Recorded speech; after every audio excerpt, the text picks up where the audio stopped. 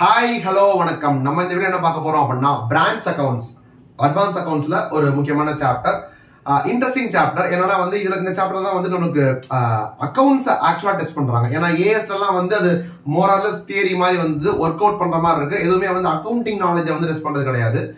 எனக்கு இந்த சாப்டர் ரொம்ப பிடிச்ச சாப்டர். ஏன்னா இதுலதான் வந்து அக்கவுண்ட்ஸ் தெரிஞ்சவங்க மட்டும்தான் உயிர் வாழ முடியும், மற்றவங்க எல்லாம் வந்து செத்துருவான். அதனால ரொம்ப பிடிக்கும். அண்ட் ஓகே, பிரான்ச் அக்கவுண்ட்ஸ் தானே. பிரான்ச் அக்கவுண்ட்ஸ் என்னப்பா, அது ஒரு ஃபார்மேட் இருக்கு, அந்த ஃபார்மேட்டோட ஃபில் பண்ணா வந்துடும். இந்த ஒண்ணும் இல்ல, அதை பாப்போமா. பிரான்ச் அக்கவுண்ட்ஸ்னா வந்துட்டு டெட்டார் மெத்தட் ஒன்று இருக்கு. ஓப்பனிங் பேலன்ஸை போட்டுக்கணும், க்ளோசிங் பேலன்ஸை போட்டுக்கணும். அப்புறமா வந்து ஸ்டாக் கொடுத்தீங்களா, goods sent to branch. Cash கொடுத்தீங்களா, கேஷ். பேங்க் கொடுத்தீங்களா, பேங்க் எப்படி கொடுக்க முடியும், பேங்க்ல காசு கொடுத்தீங்களா, அதை போடுறீங்க. அப்புறம் கூட்ஸ் சென்ட் பிரான்ச் அதை பக்கம் திருப்பி வருதா, அதை எப்படி போட்டுக்கோ. கேஷ் அவன் கொடுத்தான்னா திருப்பி அதை எப்படி கேஷ் போட்டுக்கோ. பேங்க் இருந்ததுன்னா பேங்கை போட்டுரு. இதெல்லாம் போட்டியா, இதெல்லாம் போட்டுட்டா வந்து இங்க வந்து உங்களுக்கு ப்ராஃபிட் வந்துடும். அவ்வளவுதான். இதான் வந்து பிரான்ச் அக்கவுண்ட் அப்படின்னு படிச்சுட்டா.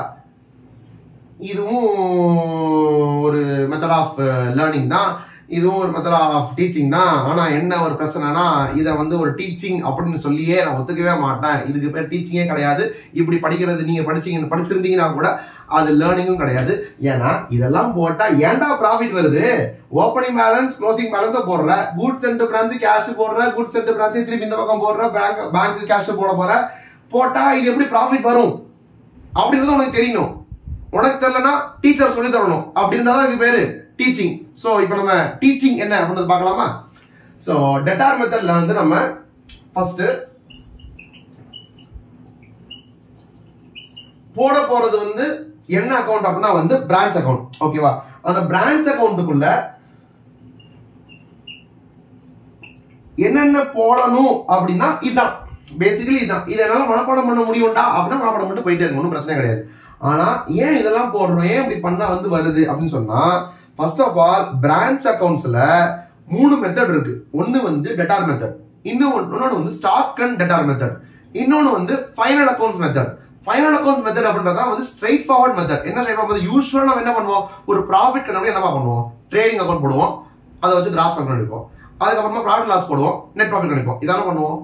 பிரான்ச்சுக்கும் அதவே பண்ணுவோம். அந்த பிரான்ச்சுக்கு ஒரு ட்ரேடிங் அக்கவுண்ட் போட்டுட்டு, அந்த பிரான்ச்சுக்கு ஒரு ப்ராஃபிட் லாஸ் அக்கவுண்ட் போட்டுட்டு, ஃபைனலா வந்து நெட் ப்ராஃபிட். இதான் அந்த பிரான்ச் பண்ண ப்ராஃபிட் அவங்க கண்டுபிடிச்சு போயிடலாம்.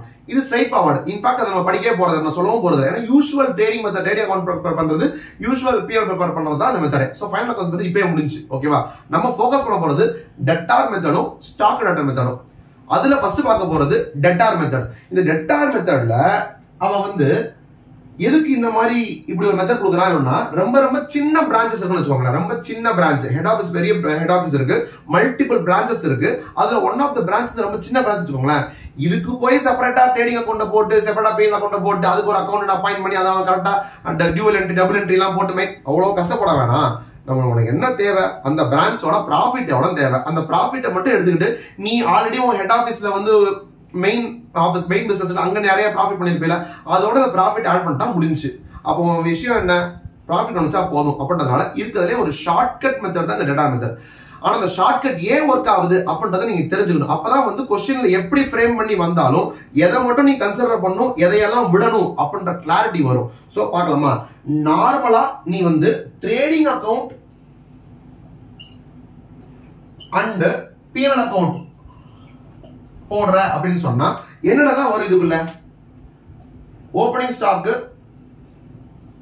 Closing stock, purchases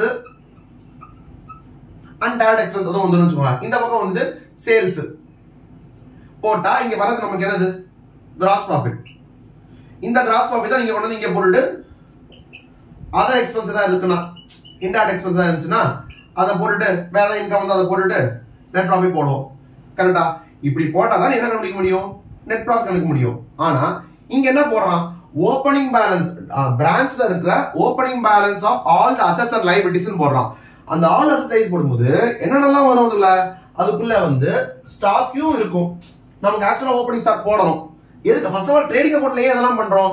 trading account நம்ம கிராஸ் ப்ராஃபிட் காமிக்கிறோம். கிராஸ் ப்ராஃபிட்னா என்ன அப்படின்னா வந்து sales minus cost of goods sold தான் நமக்கு கிராஸ் ப்ராஃபிட்.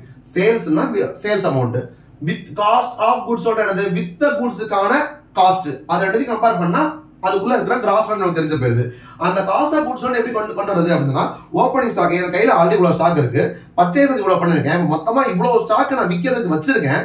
ஆனா க்ளோசிங்ல வந்து இவ்வளவு ஸ்டாக் எனக்கு விக்காம இருக்கு. அதை மைனஸ் பண்ணா என்ன பண்ணுது, இங்க போட்டா ஆட் ஆகும், அந்த பக்கம் போட்டா மைனஸ் ஆயிரும். சோ மைனஸ் பண்ணிட்டோம்னா எனக்கு என்ன இது மொத்த அவைலபிள் ஸ்டாக், அதுல விக்காத ஸ்டாக் இது. அப்ப மைனஸ் பண்ணா எனக்கு என்ன கிடைச்சிரும், வித்த கூட்ஸ்க்கான காஸ்ட் வந்துருமா. அந்த வித்த கூட்ஸ்க்கான காஸ்ட் வந்து எனக்கு இன்டைரக்டா என்ன ஆயிருது, ட்ரேடிங் அக்கவுண்ட்ல இதுவும் ஆட் ஆகி இங்க மைனஸ் ஆச்சுன்னா எனக்கு டெபிட் சைடுல வந்து காஸ்ட் ஆஃப் கூட்ஸ் சோல்ட் வந்துருது.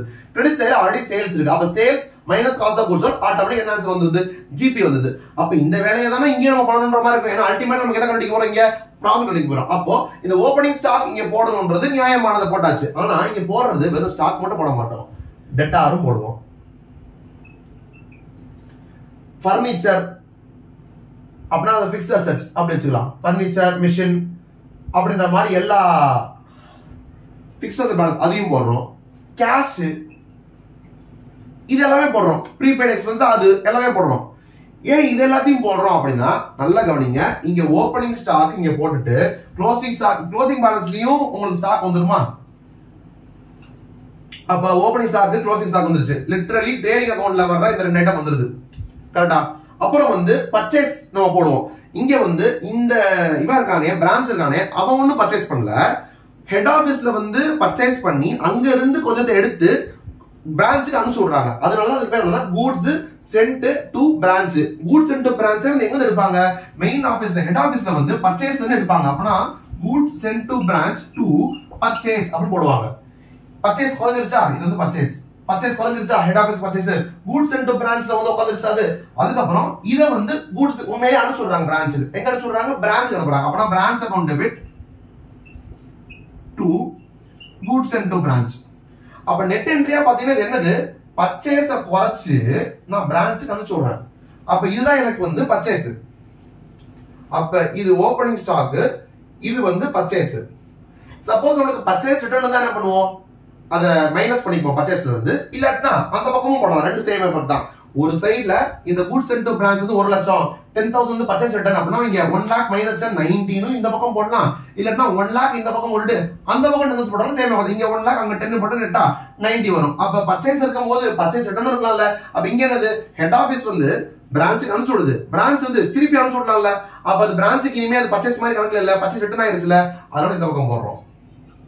அப்ப ஓப்பனிங் ஸ்டாக் இந்த பர்ச்சேஸ் மைனஸ் அந்த purchase goods sent to branch net பண்ணா நெட் பர்ச்சேஸ் வந்துருது. அப்ப opening stock plus net purchase வந்துதா, இந்த பக்கம் க்ளோஸ் ஸ்டாக் வந்துதா. அப்ப ஆட்டோமேட்டிக்கா என்ன வந்துருச்சுங்க, காஸ்ட் ஆஃப் கூட்ஸ் சோல்ட் வந்துருச்சு. கரெக்ட்டா? காஸ்ட் ஆஃப் கூட்ஸ் சோல்ட் எதையும் கம்பேர் பண்ணோம், நம்ம சேல்ஸையும் கம்பேர் பண்ணோம். ஆனா இங்க பாத்தீங்கன்னா சேல்ஸே போடல. ஆனா என்ன போட்டிருக்கோம் அப்படின்னா பை கேஷ் போட்டிருக்கோம். பை கேஷோ பேங்கோ போட்டிருக்கோம். இப்ப நான் ஃபார் உங்களை அண்டர்ஸ்டாண்டிங் பர்பஸ்க்காக கேஷையும் பேங்கையும் ஒரே ஐட்டம்ல வைக்கிறேன் சும்மா, ஓகேவா? அப்ப இந்த கேஷ் ஆர் பேங்க் இருக்கு பாத்தீங்களா, அது என்னது குறிக்குது, பிரான்ச் வந்து ஹெட் ஆபீஸ்க்கு அனுப்பிச்சு விட்ட காசை குறிக்குது.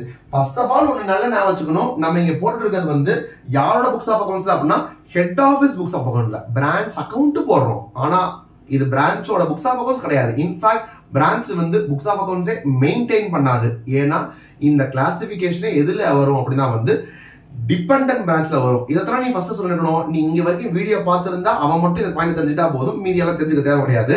டிபெண்டன்ட் பிரான்ச்சஸ் இருக்கா பாத்தீங்களா, டிபெண்டன்ட் பிரான்ச்னா என்ன அப்படின்னா வந்துட்டு ஹெட் ஆபீஸ் இருக்கு, பிரான்ச் இருக்கு.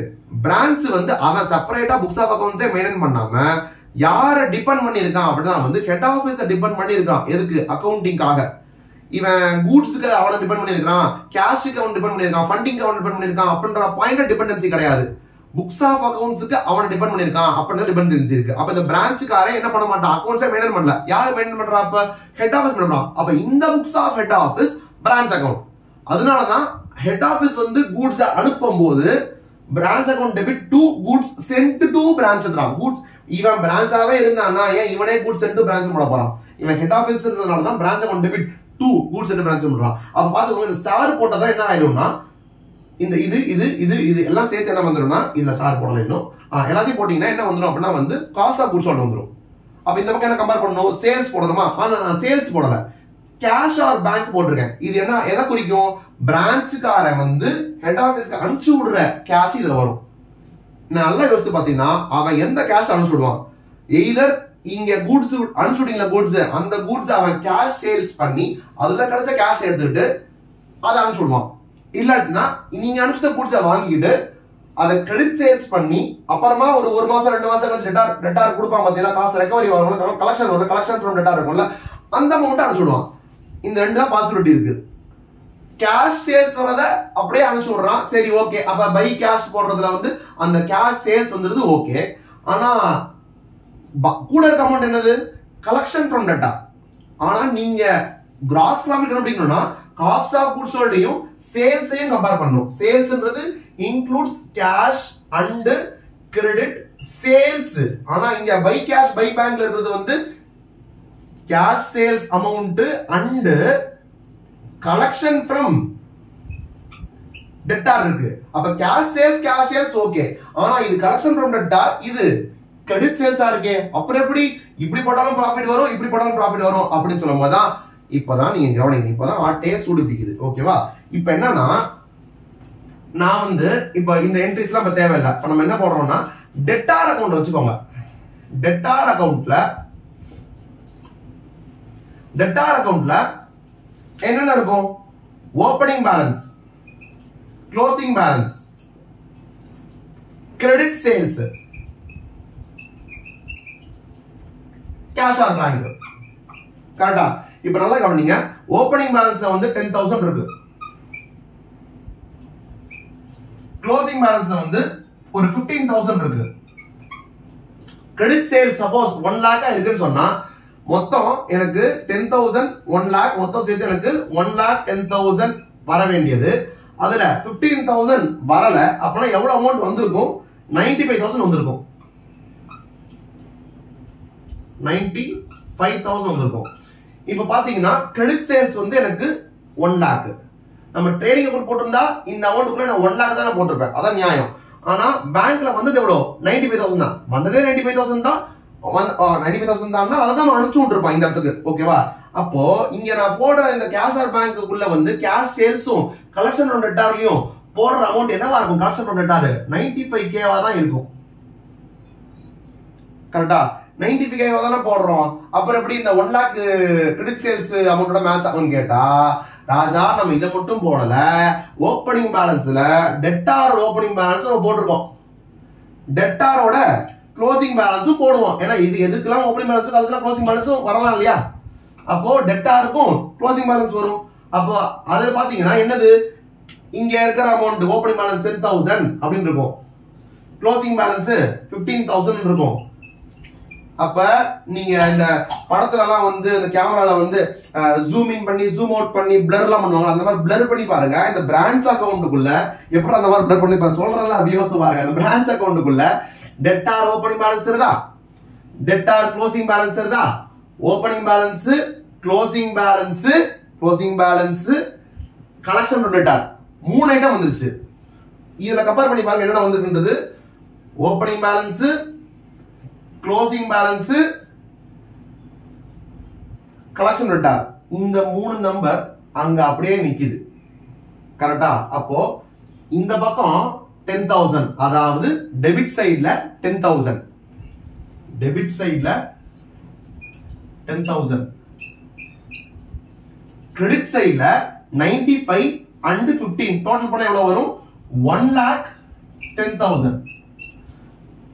பிரான்ச் அக்கவுண்ட்ல டெபிட் சைடு 10,000, கிரெடிட் சைடு 1,10,000 போட்டா நெட் கிரெடிட் எவ்வளோ, ஓ அப்படின்னு ஸ்ட்ரைக் ஆகும் உங்களுக்கு. என்ன ஆச்சு அப்படின்னா வந்து நெட் கிரெடிட் வந்து 1 lakh. என்ன 1 lakh புரியலையே அப்படின்னா credit sales during the year 1 lakh. அப்ப இந்த 1 lakh அப்படின்றத அப்படி வந்து போடாம இந்த 1 lakh ரெடி பண்றோம், தலைய சுத்தி மூக்க தொடற மாதிரி. Bank opening balance 10,000, closing balance 15,000, 95,000 cash ரிசீவ்ட்னு போட்டு 95 + 15 - 10 போட்டு இன்டைரக்டா நம்ம அந்த கிரெடிட் சேல்ஸ் உள்ள கொண்டுறோம். கரெக்டா? புரியுதுன்னு நினைக்கிறேன். புரிஞ்சுதுன்னா இந்த பாயிண்ட் புரிஞ்சுட்டாலே வேற லெவல். ஏன்னா இதுக்கப்புறம் எல்லாமே இந்த பாயிண்ட் டெவலப் பண்ணி போறோம். இந்த ஒரு காரணத்தினாலதான் நீங்க டெட்டார் மெத்தட்ல வந்து நீங்க பிரான்ச் அக்கவுண்ட்ஸ் ப்ரிப்பேர் பண்ணும்போது பேட் டெட்ஸ், டிஸ்கவுண்ட் அலௌடு, இந்த மாதிரி டெட்டார் ரிலேட்டடான எந்த ஒரு எக்ஸ்பென்ஸோ லாஸோ இருந்ததுன்னா அதை உங்களுக்கு அவாய்ட் பண்ணணும்னு சொல்லியிருப்பாளே எங்கிட்டயும் சொன்னானுங்களே. ஏன் சொன்னானுங்க அப்படின்னா, டெட்டார்ல வந்து ஃபார் எக்ஸாம்பிள் பேங்க்ல 95,000 நீங்க ஆக்சுவலி பேலன்சிங் ஃபிகரா போட்டீங்க. ஆனா என்னவா இருக்கலாம், இது இப்படி இல்லாம ப்ராபபிலி பேட் டெட்ஸ் இருந்திருக்கலாம். பேட் டெட்ஸ் இருந்திருந்தா அது ஒரு 5,000 இருந்ததுன்னு சொன்னா பேங்க் 95,000 வந்திருக்காது. எவ்வளவுதான் வந்திருக்கும், வெறும் 90,000 தான் வந்திருக்கும். அப்ப எப்படி டாலி ஆகும்? இப்ப நீ சொன்னபடி பார்த்தா 10,000 இந்த 15,000 90,000 தானே போடுறோம். அப்போ இந்த டெபிட் ஓகே 10,000 வந்துருது, கிரெடிட்ல வந்து 90யும் 50யும் தானே இருக்கும், 90யும் 50யும் தானே இருக்கும். அப்ப 105 தானே வருது. 105 இருந்ததுன்னா 105 கிரெடிட் 10,000 டெபிட்னு பார்த்தா வெறும் 95,000 கிரெடிட் தானே வருது. ஆனா கிரெடிட் சேல்ஸ் வந்து 1 lakh இருக்கே. இப்ப நீ சொன்ன லாஸ்ட் தப்பாச்சே, நீ போங்க அடிச்சிட்டே, போய் சொல்லிட்டான் ஃப்ரீ, இவன் போய் சொல்லிட்டான் அப்படின்னாதீங்க.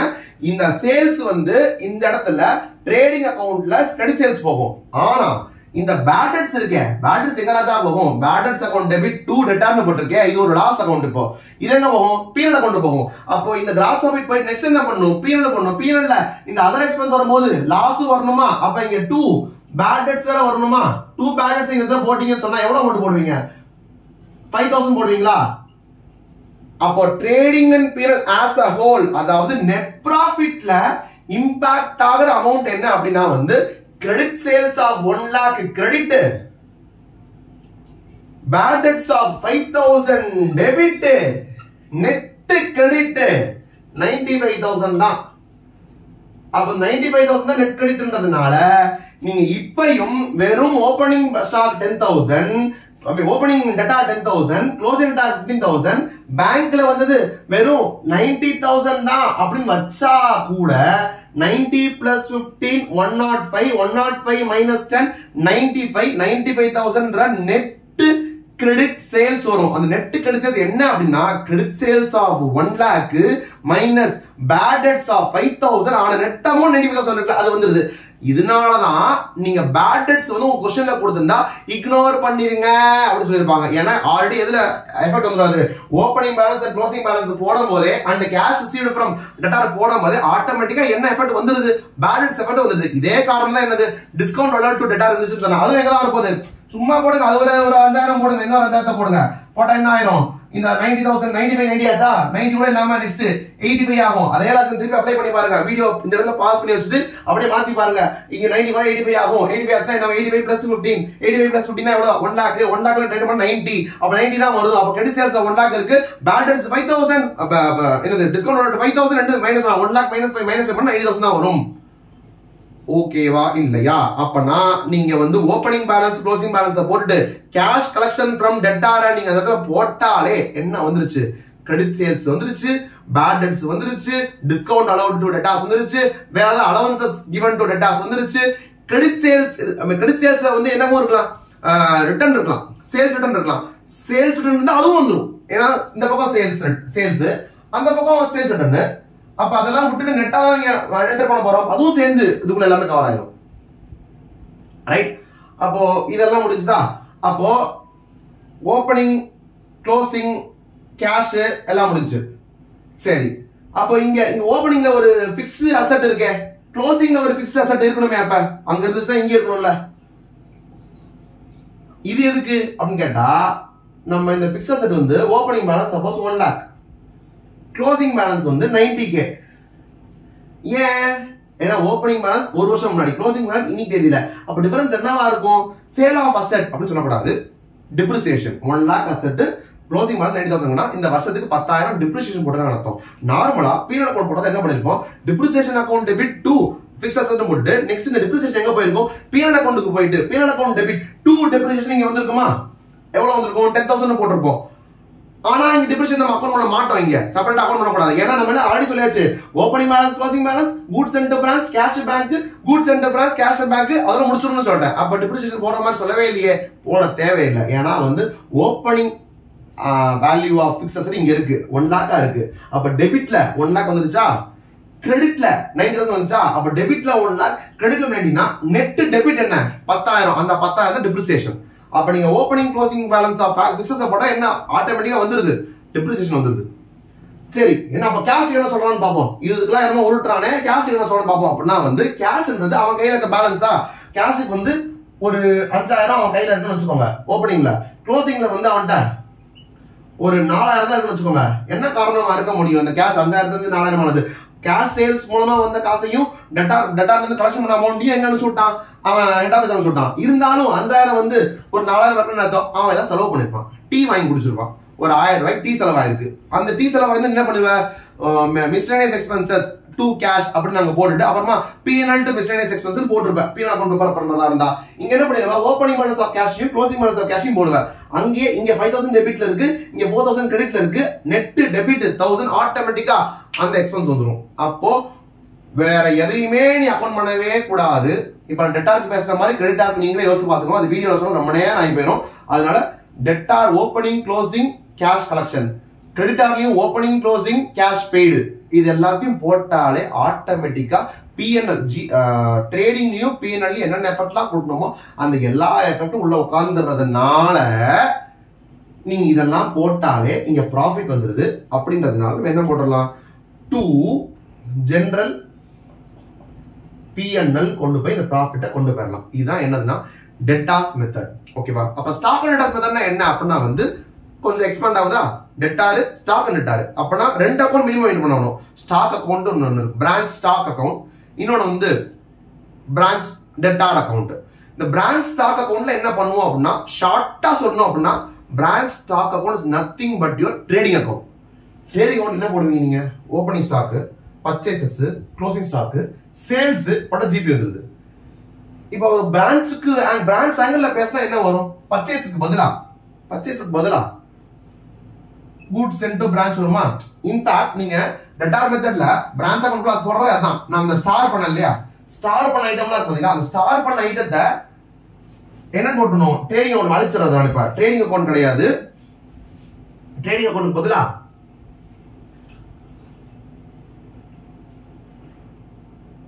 Branch stock account. இப்ப நம்ம ஸ்டாக் அண்ட் டெட்டார் மெத்தட்ல இருக்கோம். தயவு செஞ்சு டெட்டார் மெத்தட்ல போய் ஸ்டாக் அக்கௌண்ட் போட்டு வச்சிடாதீங்க. நான் அந்த மெத்தட் மாத்தி அடுத்த மெத்தட் வந்துட்டேன். ஓகேவா? பிரான்ச் ஸ்டாக் அக்கௌண்ட், அதுல ஓப்பனிங் ஸ்டாக் போடுவோம், கூட்ஸ் சென்ட் டு பிரான்ச் போட போறோம், க்ளோசிங் ஸ்டாக் போட போறோம். சேல்ஸ் வந்து சேல்ஸ்னு போட மாட்டோம், சேல்ஸ் போட முடியாது. நான் அங்கேயே சேல்ஸ் இருந்தா முதல்ல வந்து அது என்னவா இருந்துச்சு, ட்ரேடிங் அக்கௌண்ட் இருந்துச்சு. இப்ப ட்ரேடிங் அக்கௌண்ட் மாத்தி எழுதிருக்கேன் நான் இப்ப கரெக்டா. அப்போ சேல்ஸ் ஆனா நமக்கு தெரியுது இங்க சேல்ஸ் வந்தாதான் இதுல கிராஸ் வேல்யூ வந்து, அப்ப சேல்ஸ் கொண்டு வரணும். ஆனா எப்படி கொண்டு வரணும் அப்படின்னு சொன்னா இங்க அடுத்த அக்கௌண்ட்ஸ். இதனால இந்த பிரான்ச்சை வந்து ரொம்ப பிடிக்கும். என்ன அப்படின்னா நீங்க ஜெனரலா நார்மல் புக்ஸ் ஆஃப் அக்கவுண்ட்ஸ்ல சேல்ஸ் என்ட்ரி என்னன்னு சொல்லுவீங்க, டெட்டார் அக்கவுண்ட்,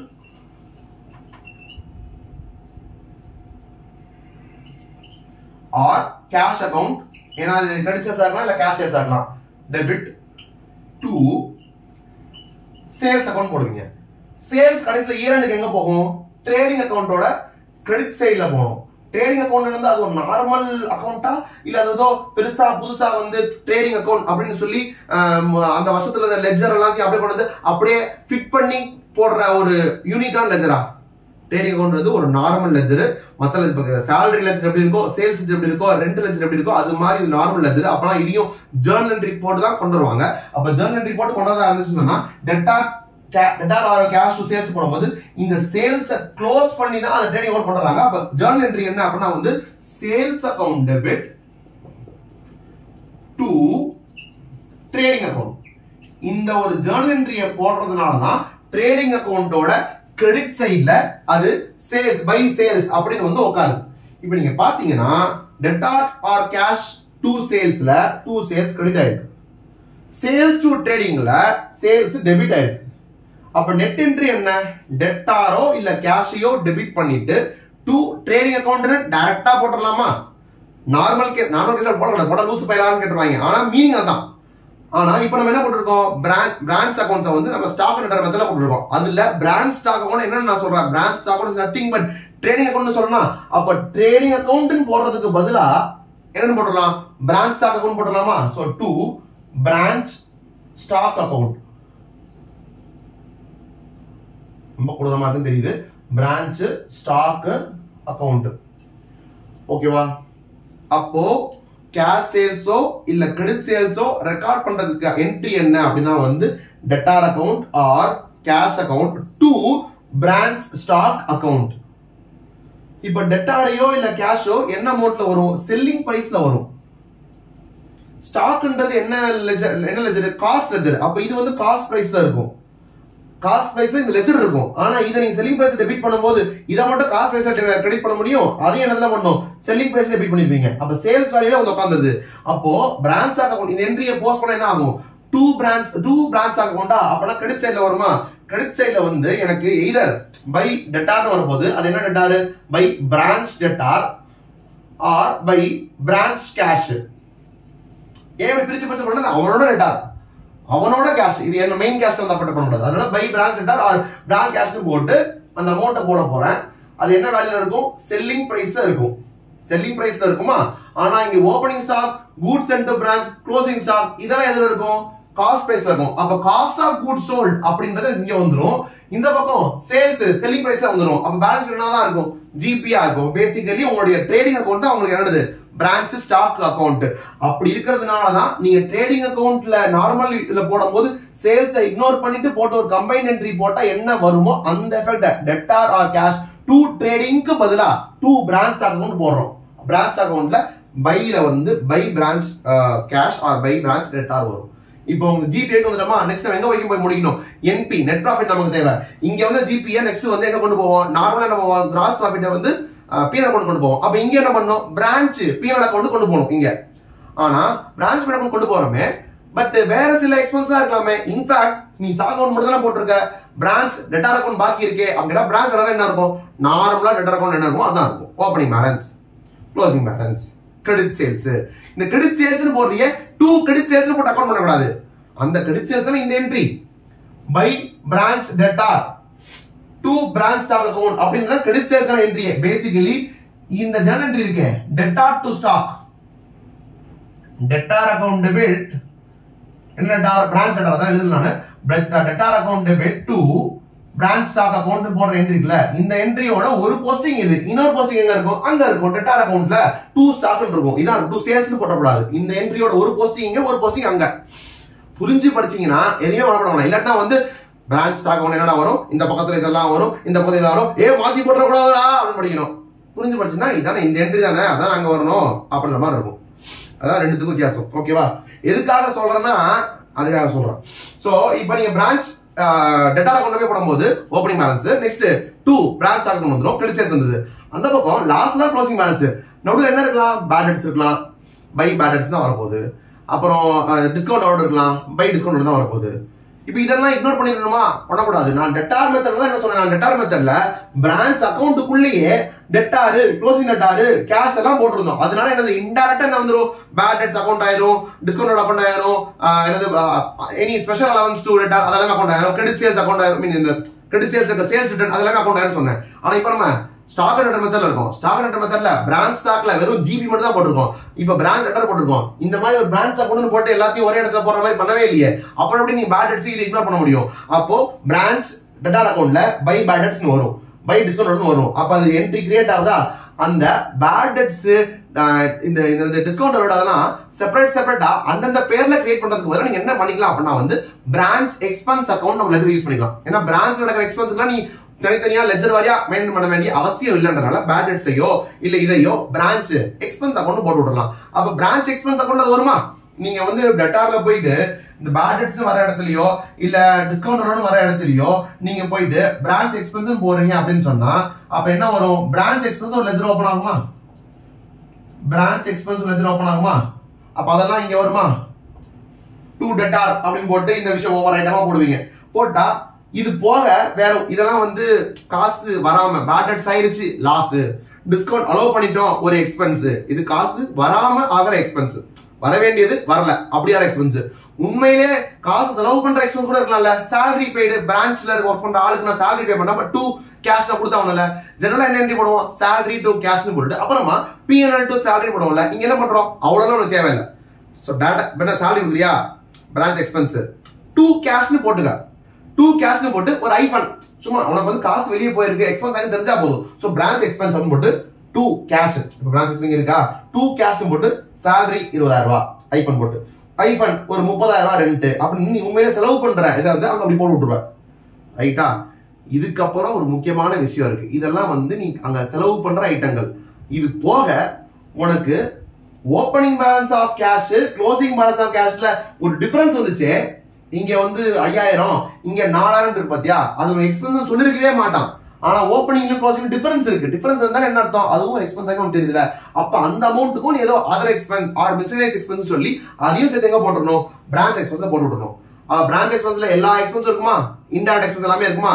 இதெல்லாம் எங்க போகணும்? பிஎன்எல் போகணும். அப்படின்னா பை பிஎன்எல் அப்படின்னு போட்டோம்னா பிரான்ச் எக்ஸ்பென்ஸ் அக்கௌண்ட் க்ளோஸ் ஆயிடும். பிரான்ச் பிஎன்எல் என்ன இருக்கும்? ஆல்ரெடி கிராஸ் ப்ராஃபிட் வச்சிருப்போமே பிரான்ச் ஸ்டாக்ல. பிரான்ச் ஸ்டாக் எனப்படும் ட்ரேடிங் அக்கவுண்ட்ல ஜிபி போட்டு வச்சிருக்கோமே. இந்த ஜிபியோட டிரான்ஸ்ஃபர் என்ட்ரியே என்ன அப்படின்னா வந்து டு பிரான்ச் பிஎன்எல் தான். அப்ப பிஎன்எல்ல போயிட்டு அது கிரெடிட் சைடுல உட்கார்ந்திருக்குமா? பை பிரான்ச் ஸ்டாக் அக்கவுண்ட் அப்படின்னு ஜிபி உட்கார்ந்திருக்குமா? இப்ப பிரான்ச் எக்ஸ்பென்ஸ் அக்கவுண்ட்ல பிரான்ச் க்ளோஸ் பண்றதுக்கு நான் பை பிரான்ச் பிஎன்எல் போறோம்னா அப்ப பிரான்ச் பிஎன்எலோட டெபிட் சைடுல டு பிரான்ச் எக்ஸ்பென்சஸ் போய் உட்கார்ந்திருக்குமா? அப்ப அந்த இந்த பக்கம் ஜிபி இருக்கா, இந்த பக்கம் பிரான்ச் எக்ஸ்பென்ஸ் இருக்கா, எடுத்து இது பண்ண என்ன வரும்? நெட் ப்ராஃபிட் முடிஞ்சு. இந்த நெட் ப்ராஃபிட்டும் இதுல இருக்கக்கூடிய நெட் ப்ராஃபிட்டும் ஒரே மாதிரி இருக்குமா வேற மாதிரி இருக்குமா? கண்டிப்பா ஒரே மாதிரி தான் இருக்கணும். ரெண்டுலயும் பண்றது ஒரே தான். இது ஷார்ட்கட்டா போடுறோம், இது கொஞ்சம் எக்ஸ்பேண்ட் பண்ணி போடுறோம். இதை விட ரொம்ப எக்ஸ்பேண்ட் பண்ணி போட்டா என்ன ஆயிரும்? அது ட்ரேடிங் அக்கவுண்டே போட்டுரு, பிஎன்எல் அக்கவுண்டே போட்டுரு. இதுக்கு மேல எக்ஸ்பேண்ட் பண்ணி போட முடியாது. அதான் மேக்ஸிமம். அப்போ டெட்டார் மெத்தட் ஷார்ட்டஸ்ட்.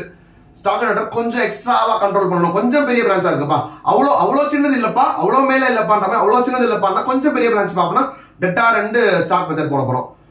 லாஸ் என்னன்னா ஐயோ ரொம்ப பெரிய பிரான்ச், நீ வந்து ஹெட் ஆஃபீஸ் என்னெல்லாம் பண்ணுவியோ அதை எங்கேயும் பண்ணிடு, ட்ரேடிங் அக்கௌண்ட் போட்டு பிஎன்எல் அக்கௌண்ட் போட்டுட்டான். இது மூணுத்துல கண்டுபிடிக்கிற ப்ராஃபிட் எல்லாமே என்னவா தான் இருக்கும்? ஒரே நம்பரா தான் வரும். ஓகே, இன்ஃபேக்ட் ஒரு ரிலஸ்ட்ரேஷன் சம்முக்கு நினைக்கிறேன், செகண்ட் சம் என்ன நினைக்கிறேன், அது வந்து ஒரே சிச்சுவேஷன் ஒரே இன்ஃபர்மேஷனை வந்து மூணுத்தையும் போட சொல்லிப்பாங்க. மூணுத்தையும் என்ன ப்ராஃபிட் வரும்? ஒரே மாதிரி தான் இருக்கும். இந்த வீடியோ ஃபுல்லா பார்த்துட்டு அந்த சம்ம மட்டும் போயிட்டு என்ன பண்ணிருக்காங்கன்றது இந்த வீடியோ ஃபுல்லா அப்ளை கத்துக்கிட்டதை அப்படியே அப்ளை பண்ணீங்கன்னு சொன்னா உங்களுக்கு பிரான்ச்ல இருக்கிற மூணு மெத்தடுமே டன்னா டன்.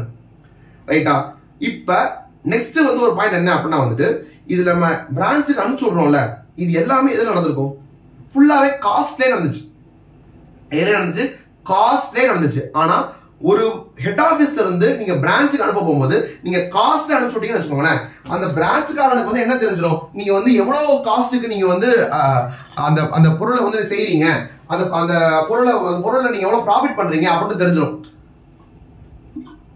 அப்ப என்ன ஆயிரும்னா பிரான்ச்ல ஒர்க் பண்றவனுக்கு என்னடா இந்த காசு தான் அனுப்பிச்சு விடுறான், அப்பனா என்ன இந்த பொருள் வந்து 1000 ரூபாய் பொருளா இருக்கு, ஆனா நம்மள விற்க சொல்லும் போது 5000 ரூபாய்க்கு விற்க சொல்றானே, அப்ப 1000 ரூபாய்க்கு அவன் பொருளை செஞ்சு விட்டு நம்மள 5000 ரூபாய்க்கு விற்க சொல்றானா, அப்ப இவனுக்கு இவ்வளவு ப்ராஃபிட் இதுல வருதா, இவ்வளவு ப்ராஃபிட் வந்து நம்ம இவ்வளவுதான் சம்பளம் தரானா, சாவடி ரொம்ப நம்மள டார்ச்சர் பண்றானன்ற மாதிரியான ஒரு தாட்லாம் வர ஆரம்பிச்சிடும். அதனால என்ன பண்ண, நான் 1000 ரூபாய்க்கு செஞ்சு 5000 ரூபாய்க்கு வித்துட்டு இருக்கேன் அப்படின்றத வந்து வெளிக்காட்டக்கூடாது. என்ன பண்றது?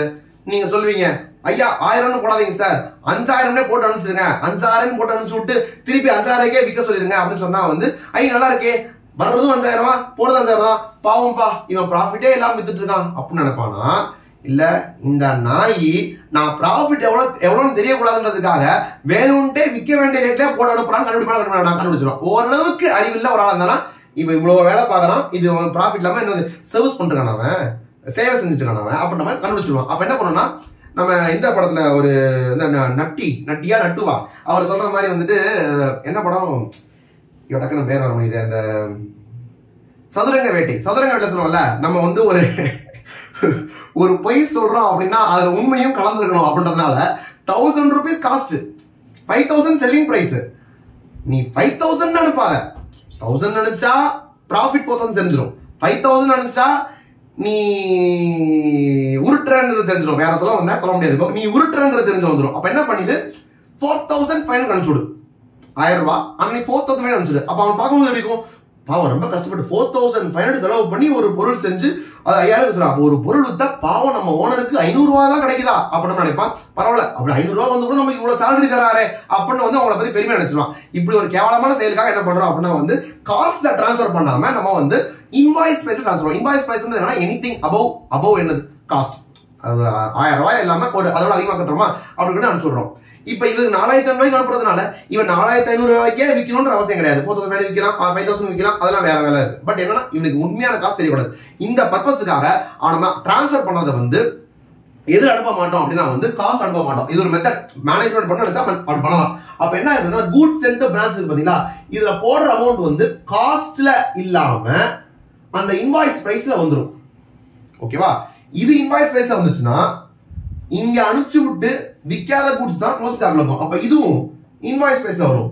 இதுவே இன்வாய்ஸ் பிரைஸ்னா இது ஓப்பனிங் ஸ்டாக் என்னது போன வருஷம் விற்காம இருந்ததோட தான் வரும். அப்ப இதுவும் எதுல இருக்கும் இன்வாய்ஸ் பிரைஸ்ல இருக்கும். அப்ப ஓப்பனிங் ஸ்டாக் அந்த கூட்ஸ் சென்ட் பிரான்ச் இந்த கூட்ஸ் சென்ட் பிரான்ச் தான் இதுவும் தான்.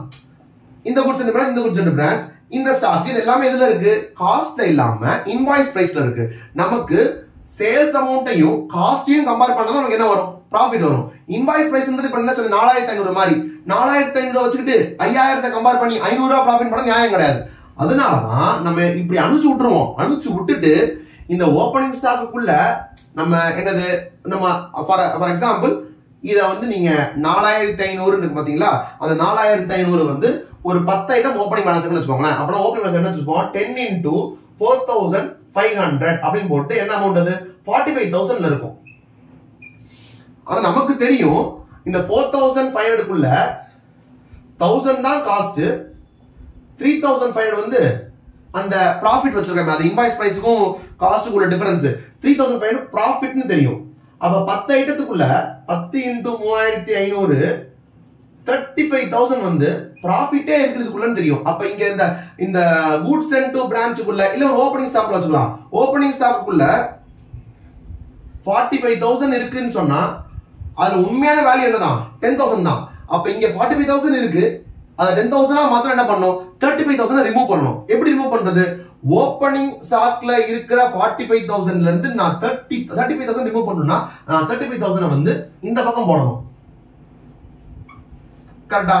என்னன்னு போடுறது அப்படின்னா இது ஸ்டாக்கா ஸ்டாக்குக்குள்ள இருக்கிற ப்ராஃபிட்டா ப்ராஃபிட்னா ரிசர்வ்ன்றது அர்த்தமே ப்ராஃபிட். அப்ப ஸ்டாக்குக்குள்ள இருக்கிற ப்ராஃபிட் அப்படினா என்ன சொல்றது ஸ்டாக் ப்ராஃபிட் பேர் நல்லா இல்லையா ஸ்டாக் ப்ராஃபிட் நல்லா இல்ல ஸ்டாக் ரிசர்வ் சொல்லிடலாம். So stock reserve. So by stock reserve. In fact இது ஓப்பனிங் ஸ்டாக் அப்படின்றதுனால இது எப்படி நம்ம போன வாட்டியே க்ளோசிங்ல வச்சிருப்பாங்களோ இந்த ஸ்டாக் ரிசர்வையும் போன வாட்டியே வந்து அவங்க கிரியேட் பண்ணிருப்பாங்க. ஏன்னா இது 45,000 இருக்குன்றதுக்காக நம்ம புக்ஸ் ஆஃப் அக்கவுண்ட்ஸ்ல பேலன்ஸ் ஷீட்ல அந்த 45,000 காட்ட முடியாது. ஏன்னா AS2 படி cost or NRP whichever is லோவர்ல காட்டணும். நமக்கு காசு வந்து 10,000 தான்ற போது 10,000 காட்டிடணும். அப்ப 45,000 ஸ்டாக் அகைன்ஸ்டா நம்ம 35,000க்கு ஸ்டாக் ரிசர்வ் கிரியேட் பண்ணுவோம். ஸ்டாக் ரிசர்வ் கிரியேட் பண்ணி 35,000 போட்டு பிரசன்ட் பண்ணும்போது 45,000 ரூபாய் ஸ்டாக் 35,000 ரூபாய் ஸ்டாக் ரிசர்வ் வெறும் 45 minus 35 அவுட்டர் காலத்துல வெறும் 10,000 மட்டும் தான் ஸ்டாக்கோட காஸ்ட்ன்ற மாதிரி காட்டுவோம். சோ இது ரெண்டுமே உங்களுக்கு ஓப்பனிங் பேலன்ஸ் தான். இதுவும் ஓப்பனிங் பேலன்ஸ்ல இருக்கும், இதுவும் ஓப்பனிங் பேலன்ஸ். சும்மா நான் சொல்ற பைசா ஆகுது ஆக்சுவலி ஓப்பனிங் பேலன்ஸ் போடும்போது இந்த பக்கம் இன்கார்பரேட் ஆகும். ரைட். இப்போ கூட்ஸ் சென்ட் பிரான்ச் இருக்கே அது வந்து 100 ஐட்டம் வச்சிருக்கோம். சும்மா நான் ஈஸியா கால்குலேஷன் வைக்கிறேன். 100 ஐட்டம் வச்சிருக்கோம். எல்லாத்தையும் எதுல வச்சிருப்போம் 4,500 வச்சிருப்போம். அப்ப என்ன வேல்யூ போட்டுருக்கோம் 450000. அப்ப நான் 4,50,000 போட்டுருக்கோம். கரெக்ட்டா? கூட்ஸ் சென்ட் இவ்ளோ இருக்கு. ஆனா இதெல்லாமே காசுல இன்வாய்ஸ் பிரைஸ். அப்ப அதுக்குள்ள இன்வாய்ஸ் பிரைஸ் என்னது 100 into 3,500. அப்ப எவ்வளவு அது 3,50,000. அப்போ கூட்ஸ் சென்ட் பிரான்ச்ல 4,50,000 இந்த பக்கம் போடுவோம். ஆனா தப்பு, வெறும் 1 lakh தான் கரெக்டானது. என்ன 1 lakh 100 into 1000 காஸ்ட் அது மட்டும் தான் கரெக்டானது. அப்ப இந்த 4,50,000 எவ்வளவு ரிமூவ் பண்ணனும் 3,50,000 ரிமூவ் பண்ணனும். 3,50,000 எந்த அக்கவுண்ட்ல இருந்து ரிமூவ் பண்ணனும் கூட்ஸ் சென்ட் டு பிரான்ச்ன்றது கிரெடிட் ஆயிருக்கு. அந்த கூட்ஸ் சென்ட் டு பிரான்ச் தப்பு. அப்ப கூட்ஸ் சென்ட் டு பிரான்ச் சரி பண்ணனும். அத சரி பண்றதுக்கு என்ன பண்ணலாம் அதவே யூஸ் பண்ணிக்கலாம். இந்த பக்கம் 2 கூட்ஸ் சென்ட் டு பிரான்ச் போட்டோமா, இந்த பக்கம் by goods sent to branch எவ்வளவு போடணும் 3,50,000 போடணும். அப்ப இந்த பக்கம் 4,50,000 இந்த பக்கம் 3,50,000 நெட்டா 1 lakh வந்துரும். ஓப்பனிங் ஸ்டாக்கு இந்த பக்கம் ஸ்டாக் ரிசர்வ் போட்டோம், கூட்ஸ் சென்ட் பிரான்ச்சுக்கு இந்த பக்கம் பை கூட்ஸ் சென்ட் பிரான்ச் போட்டோம். அப்ப நீங்க யோசிக்கணும் கூட்ஸ் சென்ட் பிரான்ச் வந்து கிரெடிட் சைடுல வருதுன்னா அது கூட்ஸ் ரிட்டர்ன் ஆனா மட்டும் கிடையாது.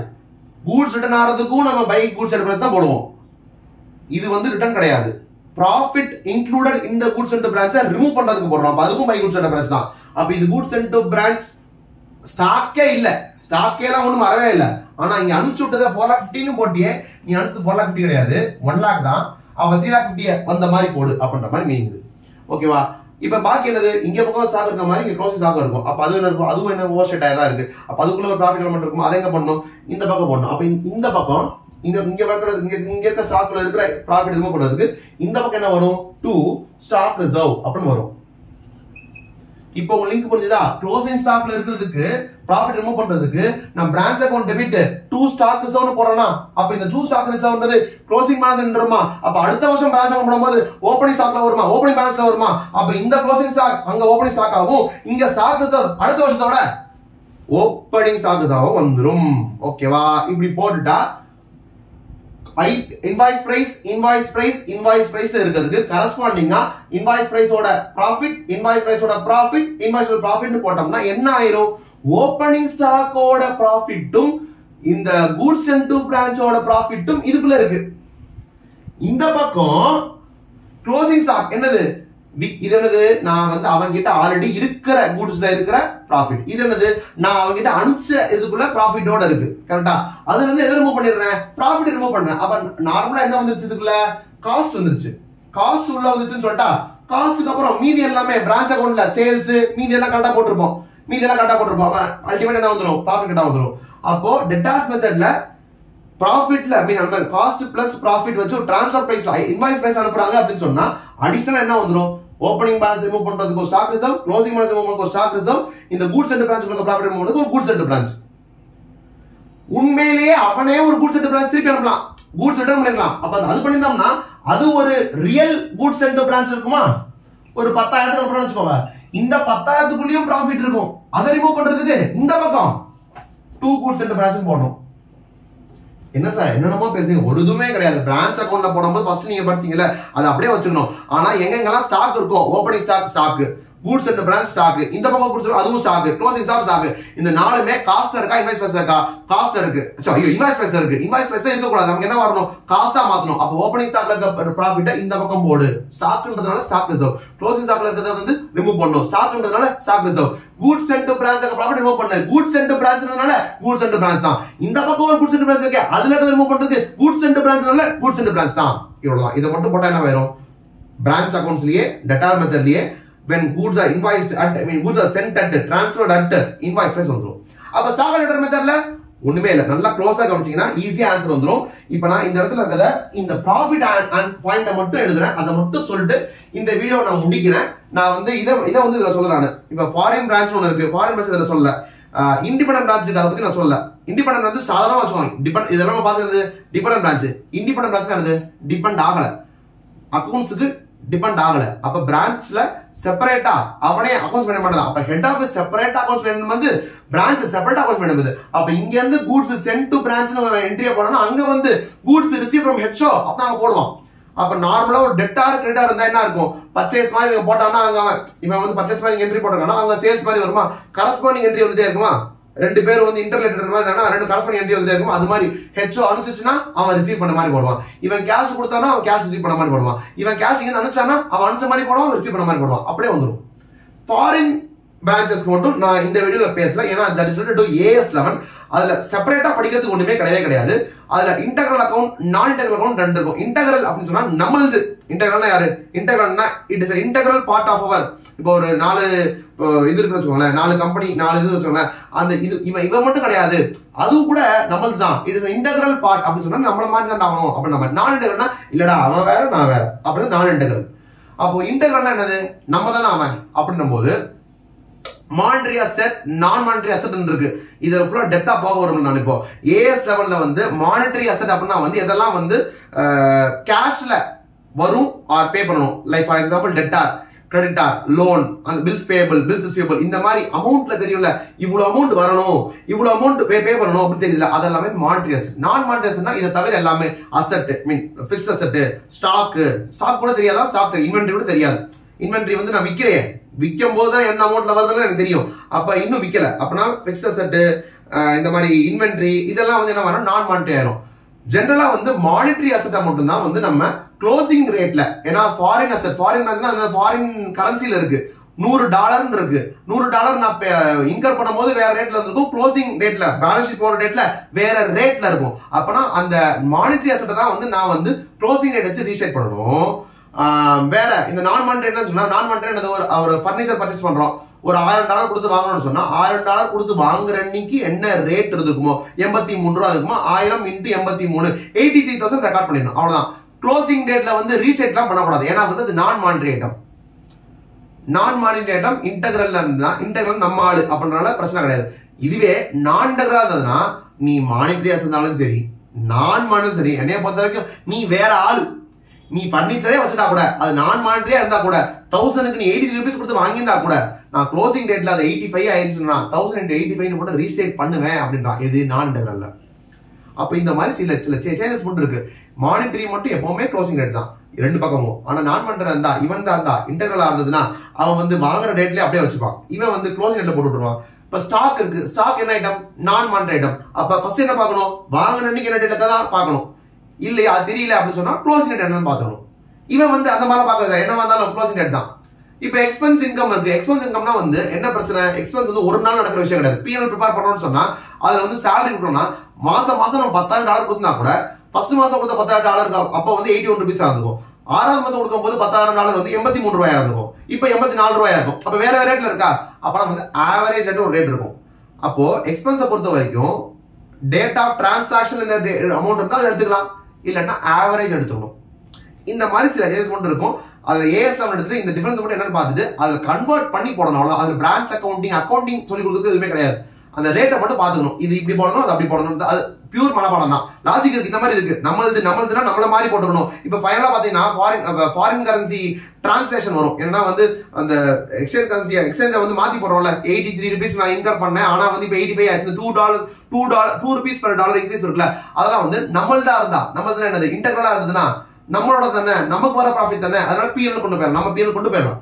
ஆனா இதுவே வந்து நான் இன்டெகிரல் இருந்தா அவன் வேற நான் வேற, அப்படின்னா ஃபாரின் கரன்சி டிரான்ஸ்லேஷன் ரிசர்வ் அப்படின்னு போயிடும். இந்த மாதிரி ஒரு 4-5 டிஃபரன்ஸ் மட்டும் மீதி எல்லாம் புதுசா ஒண்ணு இல்ல. சோ இண்டிபெண்டன்ட் பிரான்ச்சுக்கும் ஃபாரின் பிரான்ச்சுக்கும் இந்த வீடியோல பெருசா சொல்ல போறதில்ல. பட் ஸ்டில் டச் பண்ண முட்டக்கூடாது நான் லைட்டா சொல்லிட்டேன். பட் நம்ம ஃபோக்கஸ் என்னன்னா இந்த 3 மெத்தட்ல வித் ஒன்லி காஸ்ட் இல்ல வித் ப்ராஃபிட்ல பாத்துருக்கோம். வித் காஸ்ட்ல 3 முடிஞ்சு போச்சு. இப்ப நம்ம ப்ராஃபிட்ல பாத்துருக்கோம். அதுல டெட்டார் முடிஞ்சு போச்சு. இப்ப ஸ்டாக் அண்ட் டெட்டார்ல வந்து என்ன விஷயம் மட்டும் சொல்லிட்டுனா இந்த வீடியோ இதோட முடிச்சுக்கிறோம். ஓகேவா? இப்ப ஸ்டாக் அண்ட் டெட்டார் மெத்தட்ல நமக்கு என்ன 2 அக்கவுண்ட் இருக்கும். ஒன்னு வந்து பிரான்ச் ஸ்டாக் அக்கவுண்ட், இன்னொன்னு பிரான்ச் டெட்டார் அக்கவுண்ட். இப்ப காஸ்ட்ல மென்ஷன் பண்ணிருந்தா இந்த ஸ்டாக்ல இருக்கிற opening, goods sent to branch, அப்புறம் வந்து இந்த க்ளோசிங், இதெல்லாம் எதுல இருந்திருக்கும்? காஸ்ட்ல இருந்திருக்கும். அதனால நீங்க இங்க சேல்ஸ் போடுவீங்களே, பை கேஷ் இல்ல பை டெட்டார்னு, அப்படி போடும்போது இத சேல் வேல்யூல போட்டீங்கன்னா இந்த காஸ்ட் செல்லிங் பிரைஸ் கம்பேர் பண்ணி இங்க உங்களுக்கு கிராஸ் ப்ராஃபிட் வந்துரும். ஆனா நீங்க அனுப்புறதே வந்து இன்வாய்ஸ் பிரைஸ் அப்படின்னு வச்சுக்கோங்களேன். இப்ப இந்த பாயிண்ட புரியறதுக்காக மட்டும் என்ன நினைச்சுக்கோங்க, இன்வாய்ஸ் பிரைஸ் வந்து செல்லிங் பிரைஸ் ஈக்குவல் வச்சுக்கோங்க. அதாவது 1000 ரூபாய் அதை வந்து 4000 அனுப்பிச்ச மாதிரி சொன்னல, அப்படி வச்சாலும் பேசலாம். பட் இன்னும் கொஞ்சம் ஈஸியா புரியறதுக்காக 1000 ரூபாய 5000 ரூபாய்க்கு அந்த லூஸ் தனமா பண்றது, அதாவது வந்து உருட்டுறது. 5000 ரூபாய்க்கு அனுப்பிச்சோம்னா 5000 ரூபாய்க்கு உனக்கு அனுப்புறப்பா, நீ 5000 கொடுப்பா, நான் காஸ்ட்டுக்குள்ளே வந்து எனக்கு ப்ராஃபிட்டே இல்லாம வைக்கிறப்பா பண்ண நடிக்கிறேன், இது ஆக்சன் மேடம் அப்படின்ற மாதிரி வந்து 5000 ரூபாய்க்கே பண்ற மாதிரி அப்படி அனுப்புறோம். அப்ப இன்வாய்ஸ் பிரைஸ் எப்படி இருந்திருக்கும்? இன்வாய்ஸ் பிரைஸ் இருந்திருக்கும் which will be equal to selling price மாதிரியே வச்சுக்கோங்களேன். அப்படின்னா என்ன ஆகும்னா opening, goods and branch, closing, இது எல்லாமே செல்லிங் பிரைஸ்ல இருந்துச்சுன்னு சொன்னா இந்த பக்கம் வித் இதெல்லாம் வந்து என்னது? காஸ்ட் ஆஃப் கூட்ஸ் சோல்டா, காஸ்ட் ஆஃப் கூட்ஸ் சோல்டு. ஆனா அது காஸ்டே இல்ல, என்னது? அதுவே செல்லிங் பிரைஸ் தான். அப்ப selling price of goods sold வருமா? செல்லிங் பிரைஸ் ஆஃப் கூட்ஸ் சோல்டா என்னது? அது சேல்ஸ். அப்ப இது வந்து காஸ்ட் ஆஃப் கூட்ஸ் சோல்டா இல்லாம செல்லிங் பிரைஸ் ஆஃப் கூட்ஸ் சோல்டா ஆயிரும். சேல்ஸ் என்னது? Selling price of goods sold தான். அப்ப இதுவும் அந்த பக்கம் பண்ணா டாலி ஆயிரும், கிராஸ் ப்ராஃபிட்டே வராது. அப்போ அந்த அக்கவுண்ட் டாலி ஆயிடுச்சுன்னு சொல்லிட்டா அது வந்து எப்படி நம்ம ப்ராஃபிட் வந்து கண்டுபிடிக்க முடியும்?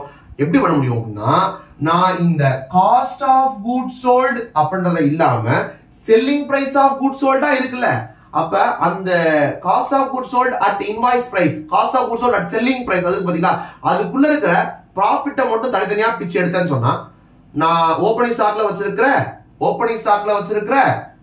ப்ராஃபிட் அதை பிச்சு இப்படி வைக்கிறேன்.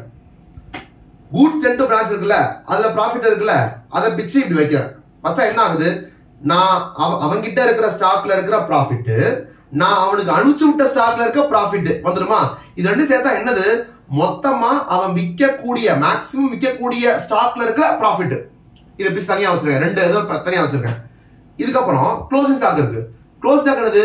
நான் அனுப்பிச்சது பிளஸ் அவங்கிட்ட இருந்த ஸ்டாக் ரெண்டுத்தையும் சேர்த்து போட்டு மெஜாரிட்டியை வித்துட்டான். விற்காத பார்ட் தான் என்னது? Closing stock. க்ளோசிங் ஸ்டாக்ல ப்ராஃபிட் இருக்கா? இது என்னது? விற்காத கூட்ஸுக்கான ப்ராஃபிட். இதை பிச்சு எடுத்து இந்த பக்கம் வைக்கிறேன்.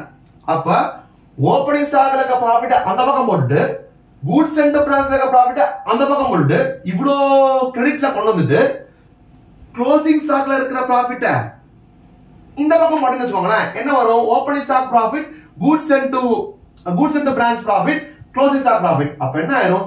அதெல்லாம் மேக்ஸிமம் கூட்ஸ் விற்கக்கூடிய கூட்ஸ்ல இருக்கிற ப்ராஃபிட்.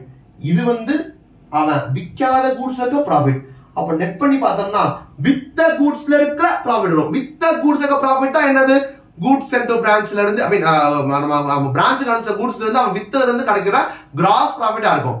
மொத்தமா இருக்கிற ப்ராஃபிட் பிளஸ் அதுல இருந்து க்ளோசிங் ஸ்டாக்ல இன்னும் விற்காத கூட்ஸ்ல இருக்க ப்ராஃபிட். மொத்த ப்ராஃபிட்ல இருந்து இந்த ப்ராஃபிட் மைனஸ் பண்ணா என்ன ஆயிரும்? வித்த கூட்ஸ்க்கான ப்ராஃபிட் வந்துடும். அதைத்தான் நம்ம என்ன பண்ணுவோம்னா வேற ஒரு புது லெஜர்ல போட்டுருவோம். பிரான்ச் ஸ்டாக் அக்கவுண்ட்டுக்கு கரஸ்பாண்டிங்கா என்ன பண்ணுவோம் அப்படின்னா பிரான்ச் அட்ஜஸ்ட்மெண்ட் அக்கவுண்ட் அப்படின்னு போடுவோம். என்ன பண்ணுவோம்? Branch adjustment account. அது என்ன பண்ணுவோம்னா ஓப்பனிங் ஸ்டாக்ல இன்வாய்ஸ் பேஸ்ல இருக்குல்ல, அதுல இருக்க ப்ராஃபிட் இருக்குல்ல, அத வந்து நம்ம டேட்டா மெத்தட் என்ன போட்டோம்? பை ஸ்டாக் ரிசர்வ் போட்டோமா? அந்த வேலையை இங்க பாத்துருவோம். பை ஸ்டாக் ரிசர்வ் அப்படின்னு போட்டுருவோம். கூட்ஸ் அண்ட் பிரான்ச்ல இப்ப நான் ரெண்டையும் மிக்ஸ் பண்ணி பேசிருக்கேன். டெட்டார் மெத்தடையும் ஸ்டாக் ரெண்டையும் மிக்ஸ் பண்ணி பேசிருக்கேன். டெட்டார் மெத்தட்ல கூட்ஸ் அண்ட் பிரான்ச் இருந்தா அதை ரிமூவ் பண்றதுக்கு என்ன பண்ணோம்? இந்த பக்கம் பை கூட்ஸ் அண்ட் பிரான்ச் போட்டோமா? இங்க வந்து கூட்ஸ் அண்ட் பிரான்ச் எங்க இருக்கும்? ஸ்டாக் அக்கவுண்ட்ல இருக்கும். அதுக்குள்ள ஒரு ப்ராஃபிட் இருக்குமா? அதை ரிமூவ் பண்றதுக்கு என்ன பண்ணோம்? அங்க என்ன பண்ணோம்? கூட்ஸ் அண்ட் பிரான்ச் இந்த பக்கம் போடல, அதே மாதிரி அதை இந்த பக்கம் போடணும். By goods and branch. அப்ப இது ஓப்பனிங் ஸ்டாக்ல இருக்கிற ப்ராஃபிட். இது நான் இந்த வருஷம் அனுப்பிச்சு விட்ட ஸ்டாக்ல இருக்கிற ப்ராஃபிட். அப்ப இதுதான் வந்து அவன் க்ளோசிங் ஸ்டாக்கே வைக்காம எல்லாத்தையும் வித்திருந்தா இதுதான் என்னோட கிராஸ் ப்ராஃபிட்டா இருந்திருக்கும். ஆனா அவங்க கிட்ட க்ளோசிங் ஸ்டாக் இருக்கு. அந்த க்ளோசிங் ஸ்டாக்கும் ஒரு ப்ராஃபிட் உள்ள இருக்கு. அந்த ப்ராஃபிட் அப்ப இன்னும் ரியலைஸ் பண்ணல. எல்லாத்தையும் வித்திருந்தா என்ன இருந்திருக்காது? க்ளோசிங் ஸ்டாக்கே இருந்திருக்காது. க்ளோசிங் ஸ்டாக்கே இருந்ததுன்னா அன்ரியலைஸ் ப்ராஃபிட்டே இருந்திருக்காது. ஆனா இவ்வளவு கூட்ஸ் அனுப்பிச்சதுல கொஞ்சம் க்ளோசிங் ஸ்டாக்ல இருக்குல்ல, அப்ப அந்த க்ளோசிங் ஸ்டாக்ல இருக்கிற ப்ராஃபிட் இன்னும் ரியலைஸ் ஆகல. அப்ப அது என்னது? இங்க க்ளோசிங் ஸ்டாக்ல ஐபில இருக்கு, இன்வாய்ஸ் பிரைஸ்ல இருக்கு. அப்ப இதுக்குள்ள இருக்க ப்ராஃபிட் இருக்குல்ல, அதை ரிமூவ் பண்ணோமா? அது ரிமூவ் என்ன பண்ணோம்? ஸ்டாக் ரிசர்வ் யூஸ் பண்ணோமா? So 2 stock reserve. இது இந்த பக்கம் போட்டோம்னா க்ளோசிங் ஸ்டாக் ப்ராஃபிட் வந்துரும். அப்ப ஓப்பனிங் ஸ்டாக்ல இருக்கிற ப்ராஃபிட் பிளஸ் நான் அனுப்பிச்சு விட்ட கூட்ஸ்ல இருக்கிற ப்ராஃபிட், மொத்த profit possible during the year minus unsold கூட்ஸ்ல இருக்கிற ப்ராஃபிட். இத ஆட் பண்ணி இத மைனஸ் பண்ணனா பாக்கி என்ன வரும்? வித்த கூட்ஸ்க்குள்ள இருக்கிற ப்ராஃபிட் வரும். அது நத்திங் பட் ஜிபி. அதனால இந்த amount should go to P&L. என்ன P&L? Branch P&L. இத மட்டும் போட்டா மீதி எல்லாம் சேம். இத்துடன் இந்த வீடியோவை முடித்துக் கொள்கிறேன். பிரான்ச் அக்கவுண்ட்ஸ் வந்து ஃபர்ஸ்ட் டைமா இந்த மாதிரி லாஜிக்கலா இப்பதான் படிக்கிறீங்க அப்படின்னு சொன்னா தயவு செஞ்சு அதை நீங்க கமெண்ட் பண்ணுங்க, ஷேர் பண்ணுங்க. நன்றி, வணக்கம்.